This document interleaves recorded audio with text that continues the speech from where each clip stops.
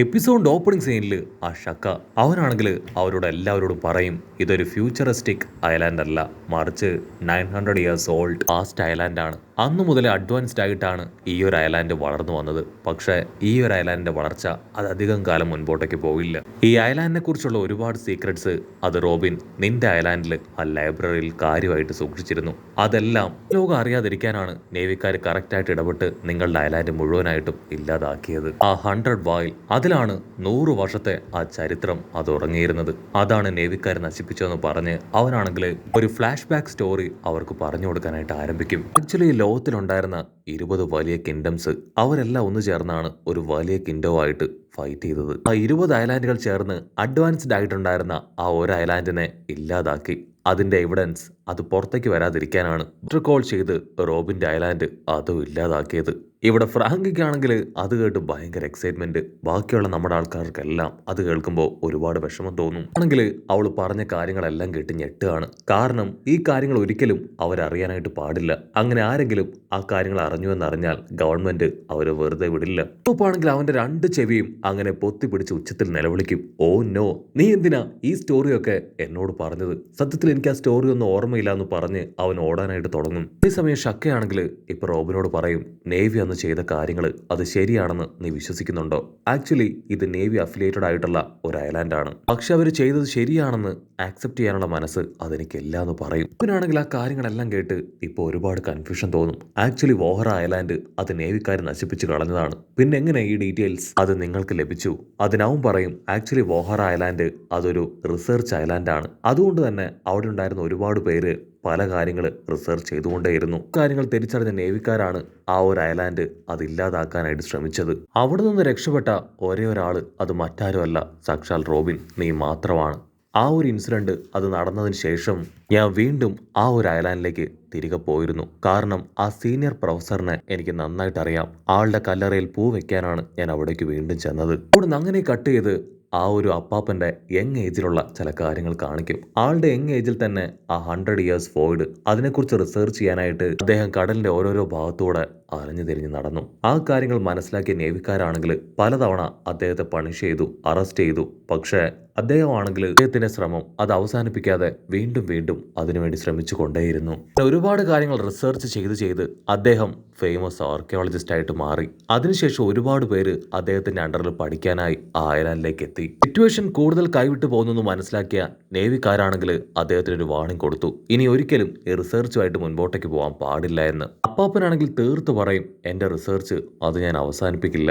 ആ റോഡ് പോണോഗ്ലിഫ് അതുപയോഗിച്ച് എനിക്ക് ആവശ്യമുള്ള ഡീറ്റെയിൽസ് എല്ലാം ഞാൻ കണ്ടെത്തും. അപ്പാപ്പനാണെങ്കിൽ ആ 5 എൽഡേഴ്സിനെ വെല്ലുവിളിക്കും. തീർച്ചയായിട്ടും ആ വോർഡ് ഞാൻ കണ്ടെത്തും. അത് കണ്ടെത്തിയിട്ടുണ്ടെങ്കിൽ ഒരുപാട് ചരിത്രങ്ങൾ അത് തിരികെ എടുക്കാനായിട്ട് കഴിയും. അത് കേൾക്കേണ്ട താമസം അവര് ഓൺ ദ സ്പോട്ട് അപ്പാപ്പനെ ഷൂട്ട് ചെയ്ത് കൊന്നു കളയാണ്. അതിനുശേഷം ബസ്റ്റർ കോൾ ചെയ്ത് ആ ഒരു ഐലാൻഡ് തന്നെ ഇല്ലാതാക്കാനുള്ള ഓർഡർ കൊടുത്തു. ഇവിടുന്ന് അങ്ങനെ ബ്ലാക്ക് ഔട്ട് ചെയ്ത ഷക്ക അവനാണെങ്കിൽ ആ ബസ്റ്റർ കോളിനെല്ലാം ശേഷം ആ ഒരു ഐലാൻഡിലേക്ക് എത്തി. അപ്പോഴായിരിക്കും അവൻ ഞെട്ടിക്കുന്ന ഒരു കാഴ്ച കാണുക. ആക്ച്വലി ഐലാൻഡും ലൈബ്രറിയും അവിടെ ഉണ്ടായിരുന്ന എല്ലാവരെയും നേവിക്കാർ കത്തി നശിപ്പിച്ചുവെങ്കിലും ആ ഒരു ബുക്സ് അതെല്ലാം തന്നെ സേഫാണ്. അവർ മരിക്കുന്നതിന് മുൻപ് ആ ബുക്സ് എല്ലാം അവിടെ ഉണ്ടായിരുന്ന വെള്ളത്തിലേക്ക് വലിച്ചെറിഞ്ഞു. അവരവരുടെ ജീവൻ ത്യാഗം ചെയ്തും അവരുടെ കണ്ടുപിടുത്തങ്ങൾ അതവര് പ്രൊട്ടക്ട് ചെയ്തു. ഷക്കയാണെങ്കിൽ അവിടെ വെച്ച് ആ ബുക്സുകളെല്ലാം കണ്ട് തിരിച്ചറിഞ്ഞു. കട്ട് ചെയ്ത പ്രസന്റ് കാണിക്കും. ഷക്കയാണെങ്കിൽ ആ കാര്യങ്ങളെല്ലാം ഓർത്ത് അങ്ങനെ വിഷമിച്ച് നിൽക്കുകയാണ്. ഈ കാര്യങ്ങൾ ഇപ്പൊ റോബിനും പതിയെ ഓർത്തെടുക്കും. ആ സമയത്താണ് അവസാനമായിട്ട് അവൾ അവളുടെ അമ്മയെ കണ്ടത്. അമ്മയാണെങ്കിൽ അവളോട് കാര്യങ്ങളൊക്കെ പറഞ്ഞ് ധരിപ്പിച്ച് അമ്മയുടെ ജീവൻ അത് സാക്രിഫൈസ് ചെയ്ത് അവളെ പ്രൊട്ടക്ട് ചെയ്തു. അതേസമയം ലൈബ്രറിയിലാണെങ്കിൽ അവിടെ ഉണ്ടായിരുന്നവര് ആ ബുക്സ് എല്ലാം സേഫ് ആയിട്ട് അടുത്തുണ്ടായിരുന്ന പോണ്ടിലേക്ക് വലിച്ചെറിഞ്ഞ് അവരുടെ ജീവൻ തന്നെ സാക്രിഫൈസ് ചെയ്ത് അതിനെ പ്രൊട്ടക്ട് ചെയ്തു. ഇവിടെ ആ ജയന്റ് അവനാണെങ്കിൽ അവന്റെ ജീവൻ കൊടുത്ത് റോബിനെ പ്രൊട്ടക്ട് ചെയ്ത് അവിടുന്ന് രക്ഷപ്പെടുത്തി അയച്ചു. റോബിൻ ആ കാര്യങ്ങളെല്ലാം ആലോചിച്ച് ഇപ്പോ ആ ബുക്സ് അതെവിടെയെന്ന് ഷക്കയോട് ചോദിക്കും. അതിനവൻ പറയും, ആ ബുക്സ് എല്ലാം ഞാൻ പങ്ക് ഹസാർഡിലേക്ക് കൊണ്ടുപോകാനാണ് തീരുമാനിച്ചിരുന്നത്. പക്ഷെ അത് വലിയ അപകടമാവുമെന്ന് മനസ്സിലാക്കി ഞാൻ ആ ഒരു ശ്രമം അത് ഉപേക്ഷിച്ചു. പക്ഷെ ഇപ്പോ ആ ബുക്സ് അത് എന്റെ കയ്യിലല്ല, മറ്റൊരാളുടെ കയ്യിലാണ്. അവിടുന്ന് അങ്ങനെ കട്ട് ചെയ്ത ഇപ്പൊ ലൂഫിയ ടീമിനെ കാണിക്കും. അവരാണെങ്കിൽ ആ ജയന്റ് റോബോട്ടിന്റെ ബോഡിയിലുള്ള കല്ലും മണ്ണും എല്ലാം തന്നെ അവർ ക്ലീൻ ചെയ്യാണ്. അതിനുശേഷം അത് സ്റ്റാർട്ട് ചെയ്യാനായിട്ട് അതിന്റെ കോക്പിറ്റ് അത് ചെക്ക് ചെയ്യാനായിട്ട് ആരംഭിക്കും. നോർമലി കാണുന്ന സ്ഥലത്ത് അതിന്റെ കോക്പിറ്റ് അത് കാണാനുണ്ടാവില്ല. ഉടനെ ചോപ്പറും ലൂഫിയും അവർ രണ്ടുപേരും കമ്പൈനായിട്ട് അടുത്ത മിഷൻ അത് സ്റ്റാർട്ട് ചെയ്തു. എത്രയും വേഗം ഇതിന്റെ കോക്പിറ്റ് അത് കണ്ടെത്തണമെന്ന് പറഞ്ഞ് ചോപ്പർ ആണെങ്കിൽ ലൂഫിയുടെ തോളിലേക്ക് ചാടിക്കയറും. Mission started in the cockpit എന്നൊക്കെ പറഞ്ഞ് അവർ റോബോട്ടിനെ പോലെ അതിന് ചുറ്റും ഓടി നടക്കുകയാണ്. ജ്വല്ലറി പെണ്ണിനാണെങ്കിൽ അത് കണ്ട് ഭയങ്കര അത്ഭുതം. ഒരു വാരലോടും 4 എംബറേഴ്സിലെ ഒരാളും അതുപോലെ തന്നെ ഒരു മെയിൻ ഡോക്ടറുമാണ് ഇങ്ങനെ കുഞ്ഞുങ്ങളെ പോലെ കളിച്ച് നടക്കുന്നത്. ഒരല്പം വട്ടുണ്ടോന്ന് പോലും അവൾ ഒരു സെക്കൻഡ് ചിന്തിക്കുകയാണ്. ഇവിടെ ജിംബയ്ക്കാണെങ്കിൽ അവരുടെ കോമാളിത്തരമൊക്കെ കാണുമ്പോൾ കുറച്ച് ചിരിയൊക്കെ വരികയാണ്. അവനാണെങ്കിൽ ചിരിയൊക്കെ അടക്കി പിടിച്ച് അങ്ങനെ നിൽക്കും. ചോപ്പറും ലൂഫിയും അവര് ആ റോബോട്ടിന്റെ മുകളിലേക്ക് ഫ്ലൈ ചെയ്ത് വരും. അവിടെ ഇവിടെയും കോക്പിറ്റ് കാണില്ല.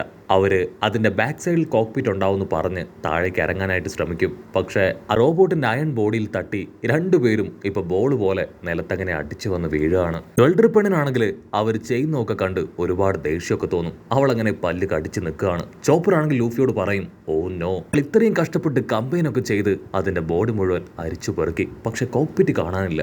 ഇനി ഒരു പക്ഷേ അതിന്റെ പുറകിലായിരിക്കുമോ കോക്പിറ്റ് ചോദിച്ച് ആണെങ്കിൽ വീണ്ടും പൂർവാധികം ശക്തിയോടുകൂടെ അതിന്റെ പുറകുഭാഗം അത് ആയിട്ട് സെർച്ച് ചെയ്യുകയാണ്. എങ്ങനെയെങ്കിലും കോക്പിറ്റ് അത് കണ്ടെത്തുക എന്നത് മാത്രമാണ് അവരുടെ ഇപ്പോഴത്തെ ലക്ഷ്യം. മണിക്കൂറുകളോളം നമ്മുടെ ആൾക്കാർ അതിന് ചുറ്റും അരിച്ചു പെറുക്കും. പക്ഷെ കോക്പിറ്റ് മാത്രം അവർക്ക് കണ്ടെത്താനായിട്ട് കഴിയില്ല. ഓ നോ, ഇതിന് കോക്പിറ്റ് ഇല്ല. ഇനി ഒരു പക്ഷേ ഇത് ഓട്ടോമാറ്റിക് ആയിട്ട് വർക്കാവുന്ന റോബോട്ട് ആയിരിക്കോ? അങ്ങനെയെങ്കിൽ ഇതിനെ എങ്ങനെ നമ്മൾ അവേക്കൻ ചെയ്യും?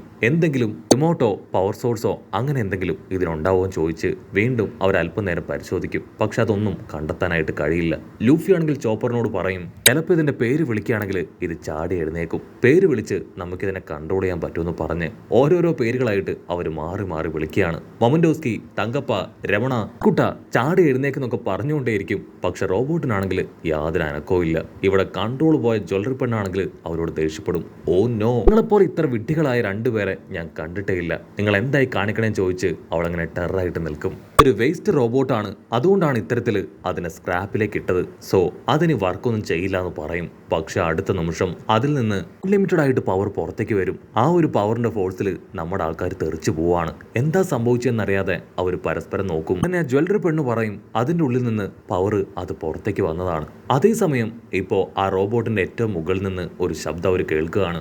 ദയവ് ചെയ്ത് എന്നെ രക്ഷിക്കൂ, ഞാൻ താഴേക്ക് പോയിക്കൊണ്ടിരിക്കുകയാണ്. ഇപ്പോഴെങ്കിലും എന്റെ കൈ പിടിച്ച് ഉയർത്തിയിട്ടില്ല എങ്കിൽ ഞാൻ മുഴുവനായിട്ടും താഴേക്ക് പോകും. അത് കേട്ട് നമ്മുടെ ആൾക്കാർ ഷോക്കാവും. കാരണം അവർ ആ ഒരു റോബോട്ടിന്റെ താഴ്ഭാഗം മുതൽ മോൾ ഭാഗം വരെ കറക്റ്റായിട്ട് അരിച്ചു പെറുക്കിയതാണ്. ഇത്തരത്തിലൊരാളെ അവര് അവിടെ എവിടെയും കണ്ടിട്ടുണ്ടായിരുന്നില്ല. ഇപ്പൊ ഇങ്ങനെ ഒരാള് അത് എവിടുന്ന് വന്നു ചിന്തിച്ച് അവർ വണ്ടടിക്കുകയാണ്. എന്തായാലും കുഴപ്പമില്ല, എത്രയും വേഗം ആളെ സേവ് ചെയ്യണമെന്ന് പറഞ്ഞ് അവർ രണ്ടുപേരും മുകളിലേക്ക് കടന്നു വരികയാണ്. അപ്പോ അതിന് മുകളിലായിട്ട് ഒരു അപ്പാപ്പനെ കാണും. അപ്പന്റെ പകുതി ബോഡിയാണെങ്കിൽ ആ ഒരു റോബോട്ടിൽ ഒട്ടിയിരിക്കുകയാണ്. കിന്നിനെ അവരെങ്ങനെ കണ്ടോ അതുപോലെ തന്നെയാണ് ഇപ്പൊ അപ്പൂപ്പനെ കാണുമ്പോൾ അവർക്ക് തോന്നുക. ലൂഫി ആണെങ്കിൽ ചോപ്പറിനോട് പറയും, ആ അപ്പാപ്പൻ കഷ്ടപ്പെടുകയാണ്, ഇനിയും ആളെ കഷ്ടപ്പാടിന് വിട്ടുകൊടുക്കാൻ പാടില്ല, എങ്ങനെയെങ്കിലും ആളെ പുറത്തേക്ക് വലിച്ചെടുക്കണം എന്ന് പറഞ്ഞ് ലൂഫി അവന്റെ ഫുൾ എഫേർട്ട് അത് കൊടുത്ത് അങ്ങനെ അപ്പാപ്പനെ പിടിച്ച് വലിച്ച് പുറത്തേക്ക് കൊണ്ടുവരും.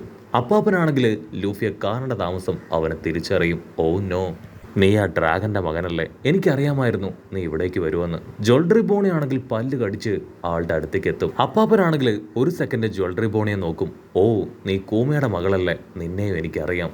അതിനവൾ ദേഷ്യപ്പെട്ട് പറയും, നിന്നെ കയ്യിൽ കിട്ടാനാണ് ഞാൻ ഇത്രയും നാളും കാത്തിരുന്നത്. നീയല്ലേ ഡോക്ടർ വേഗോഫ് പങ്ക്. അത് കേട്ട് അപ്പാപ്പൻ ചിരിച്ച് അങ്ങനെ ഫ്ലൈ ചെയ്യാണ്. ലൂഫിക്കാണെങ്കിൽ ഭയങ്കര അത്ഭുതം.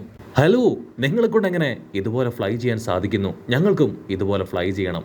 അതിനാള് പറയും, നിങ്ങളുടെ കാലിലുള്ള ഷൂസ് അത് ഞാൻ മേക്ക് ചെയ്തതാണ്, അതിന് ഫ്ലൈ ചെയ്യാനുള്ള കപ്പാസിറ്റി ഉണ്ട്. ആ സ്വിച്ച് അത് ഓൺ ചെയ്ത് ഗിയർ ഷിഫ്റ്റ് ചെയ്താൽ മതി എന്ന് പറയും. അത് കേട്ട് നമ്മുടെ ആൾക്കാർ അതുപോലെ ഫോളോ ചെയ്യും. അടുത്ത നിമിഷം അവരും സ്കൈയിൽ ഫ്ലൈ ചെയ്ത് നടക്കാനായിട്ട് ആരംഭിക്കും. അങ്ങനെ ഒരു വിധത്തിൽ ഇപ്പോൾ ലോകത്ത് മുഴുവൻ ഞെട്ടിച്ച ആ സയന്റിസ്റ്റ് വേഗോഫ് പങ്കിനെ നമ്മുടെ ആൾക്കാർ കണ്ടെത്തിയിരിക്കുകയാണ്. അങ്ങനെ അവിടെ വെച്ച് ഈ ഒരു എപ്പിസോഡും അവസാനിക്കുന്നു. എപ്പിസോഡ് ഇഷ്ടപ്പെടുകയാണെങ്കിൽ തീർച്ചയായിട്ടും ലൈക്ക് ചെയ്യാനും കമന്റ് ചെയ്യാനും ഷെയർ ചെയ്യാനും മറക്കല്ലേ. അടുത്തൊരു അടിപൊളി എപ്പിസോഡുമായിട്ട് കാണുന്നവരെ it's me with Mallu episode.